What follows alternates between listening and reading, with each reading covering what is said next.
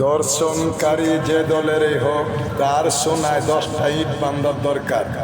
এত তেজ কেন? রাস্তা দিয়ে হেঁটে যেতে চলার পথে গরিব দুঃখী ভাই বোনেরা, মা বোনেরা বাসায় যাওয়ার পথে যদি রাস্তায় দর্শন হয়, তখন তাদেরকে ধরে কি করা উচিত? এই বাংলাদেশের মানুষ তখন তাদেরকে জুতা মারবে। কারণ দর্শন করবি কেন? এখন বর্তমানে বিয়ে শাদী করে তাকে নিয়ে ঘর সংসার কর, রাস্তায় কারো জোর করে নিয়ে তাদেরকে দর্শন করা হয়। এই বিচার আপনাদের কাছেই দিলাম, আপনারা ভালো মতন বিচার করবেন, আর না হয়তো আপনারাই পস্তাবেন। ভালো থাকেন।